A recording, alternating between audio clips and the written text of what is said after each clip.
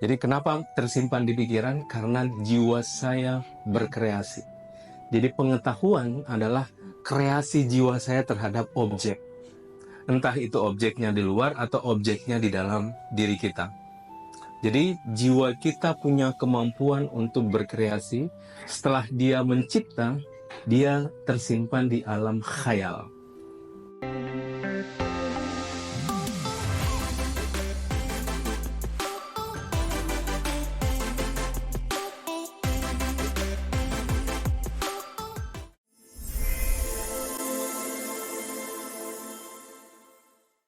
Terima kasih banyak Bapak Ibu sekalian yang sudah hadir di pagi hari ini.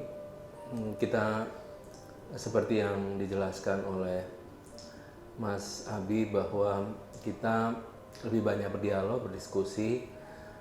Saya lebih senang untuk tidak ada hubungan antara, tidak ada istilah guru dan murid ya. Kita sama-sama belajar, sama-sama pejalan, sama-sama mengarungi lautan yang tak bertepi. Kita saling sharing apa yang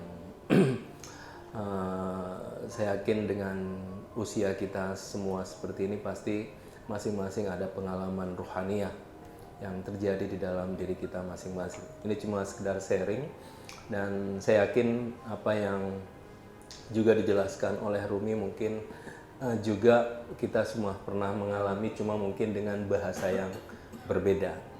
Seperti itu.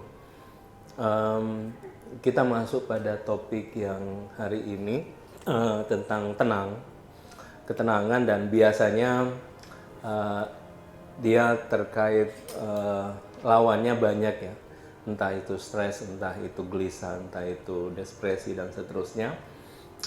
Ada banyak hal yang membuat kita tidak tenang. Ada satu filosof yang mengatakan bahwa kalau mau hidup tenang, jangan lahir di abad 21. Jadi kalau mau hidup tenang, katanya jangan lahir di abad 21. Kita lahir di abad sekarang ini, abad yang digital, adalah dunia yang kita tidak mungkin lagi mengatakan kepada semua orang, jangan main gadget itu.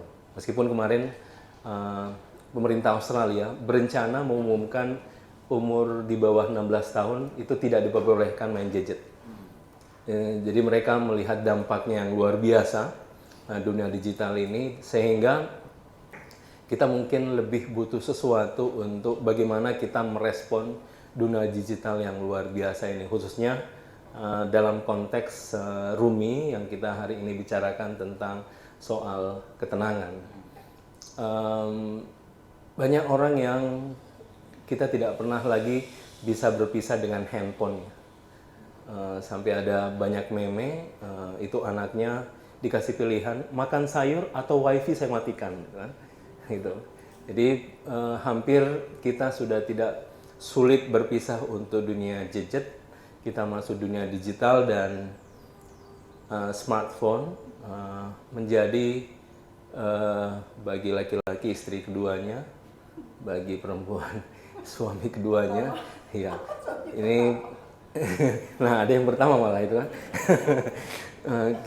Ini sangat susah untuk berpisah. Sebelum tidur, bangun tidur, yang pertama kali kita cek adalah media sosial kita yang ada di handphone. Dan ini membuat satu kemelekatan baru di dunia digital, sehingga kita sangat sulit untuk berjarak dengan dia, dan secara otomatis kita berjarak dengan diri kita sendiri. Kalau kita scroll, itu kadang kita tidak sadar sejam, 2 jam, itu hanya scroll. Kita dihantam pikiran kita luar biasa ya. Jadi kalau perhatikan ya, wajah kita itu berubah-berubah setiap detik atau menit ya. Kadang sedih, itu bahagia, sedih. Itu karena scroll, bayangkan. Itu tanpa kita sadari, dan itu berpengaruh di dalam jiwa kita. Wa may ya'mal mithqala dzarratin khairan yara syarran yara. Setiap momen itu sebenarnya memberi kesan di dalam diri kita. Jadi teori jiwa manusia, setelah misalnya Bapak Ibu lihat ini, gelas ini, setelah lihat ini, jiwa kita berkreasi, dia menciptakan. Dia menciptakan. Jadi Bapak Ibu lihat mic ini, setelah lihat mic, jiwa saya menciptakan mic ini sehingga saya bisa menyaksikan itu di pikiran. Jadi kenapa tersimpan di pikiran? Karena jiwa saya berkreasi. Jadi pengetahuan adalah kreasi jiwa saya terhadap objek. Entah itu objeknya di luar atau objeknya di dalam diri kita. Jadi jiwa kita punya kemampuan untuk berkreasi. Setelah dia mencipta, dia tersimpan di alam khayal. Di kita ini perseptik sufi ya, dalam khayal. Alam khayal kita adalah bank data. Jadi sezarrah apapun itu akan nampak di sisi Tuhan. Nah, cuma dalam pembahasan sufistiknya ada sesuatu yang membuat kita melekat, yaitu ketika kita sudah sangat terpengaruh oleh sesuatu itu. Jadi awalnya jiwa kita berkreasi seperti ini, saya menyaksikan ini. Nah, ketika apa yang dikreasi oleh jiwa tidak hanya mencipta ini, tapi ada nikmatnya, nikmat itu akan memberikan kesan. Nikmat itu akan memberikan kesan. Makanya makanan yang sangat enak di suatu tempat yang pernah kita cicipi, Pak, itu pasti tersimpan di dalam bawah sadar dan dia pasti ngajak ke sana lagi. Setiap ke kota itu ngajak sana lagi. Makanya nanti kita bawa Pak, ini karena beliau ahli kuliner, jadi file-filenya tersimpan di benak kita. Dia memanggil. Jadi pertama dia berkreasi, lalu setelah berkreasi, dia disimpan di alam khayal. Nikmat yang tersimpan di alam khayal itu akan memanggil. Kalau kita menyauti terus panggilan itu, kita akan tertawan oleh nikmatnya. Nah, itu yang akan nanti dimintai pertanggungjawaban. Ketertawanan nikmat itu. Makanya yang bersama kita nanti di akhirat kelak itu adalah ketertawanan tadi. Apa yang buat kita tahu. Makanya wa may ya'mal mithqala dzarratin khairan yarah syarran yarah. Baik buruk, karena itu adalah kreasi kita yang kita ciptakan, dia akan tersimpan di alam bawah sadar kita. Dan kita lihat dunia digital seperti itu, kita ditawari, disuguhi seperti itu, sehingga kita sangat sulit untuk kemudian bisa berjarak ya dengan itu semua. Dan makanya perlu ada latihan untuk kita bagaimana berjarak dengan dunia medsos kita.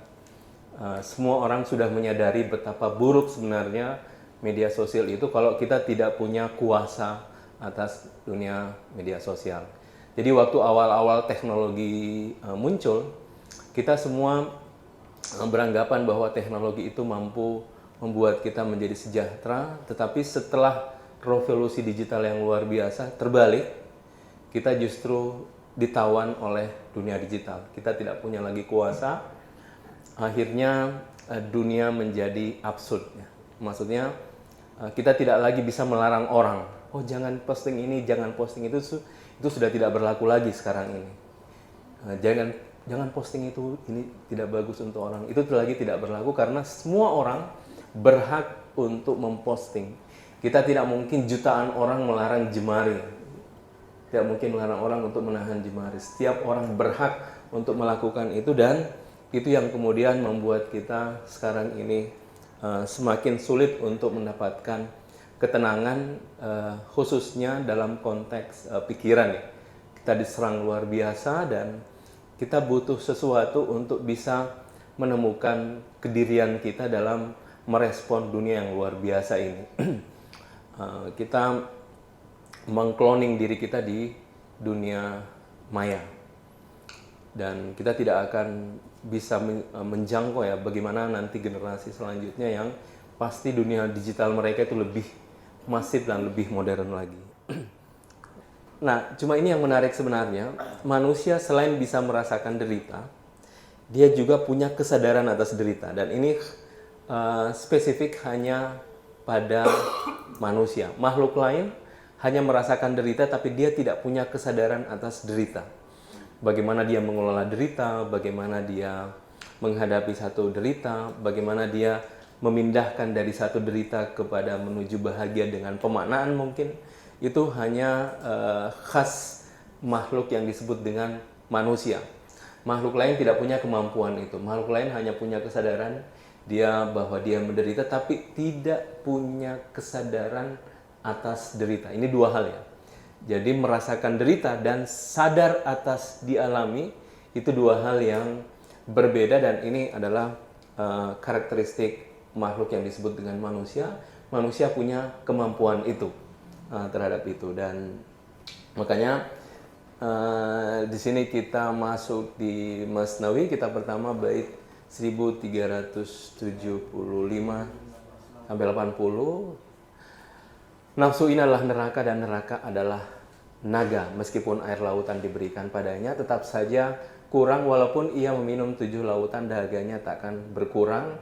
Selalu membara, neraka takkan kenyang dengan segala makanan itu hingga datang suara ilahi padanya. Sudah kenyang? Apa kau sudah kenyang? Katanya, masih belum. Dengan api ini, dengan bara ini, dengan keterbakaran ini.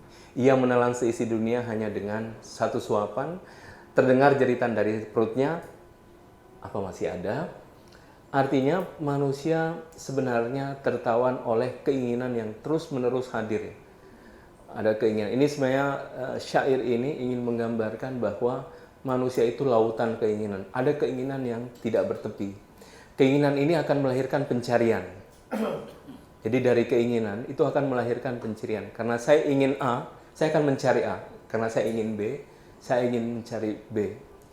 Akhirnya kita berjalan dari satu keinginan menuju keinginan yang lain. Nah, seperti yang saya gambarkan tadi, ketika kita tertawan oleh nikmat yang tadi karena kemampuan jiwa berkreasi, dia mencipta.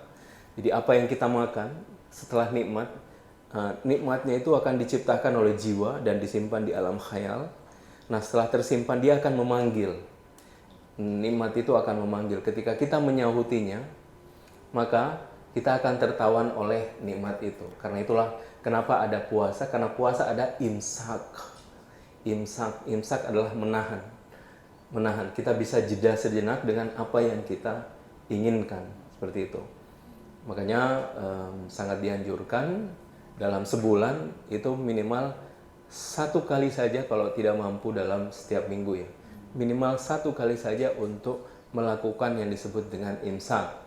Dalam hadis juga dijelaskan, kalau 40 hari sudah makan enak, hari ke-40 kalau bisa makan yang menurut kita tidak enak. Yang menurut kita tidak enak. Misalnya kalau hari ini mau apa ya, pisang goreng, nah datanya pisang goreng aja. Pisang goreng habis. saya berpindah ke tempat lain. Apa kira-kira? Apa? Nggak tahu saya. Nah, gitu ya, berpindah ke tempat lain. Nah, itu apa? Untuk tadi belajar bagian dari imsak, menahan, mengalihkan dari satu keinginan menuju keinginan yang lain. Jadi pencarian kita itu adalah atas dasar keinginan yang tertanam di alam bawah sadar kita. Kita berjalan dari satu keinginan yang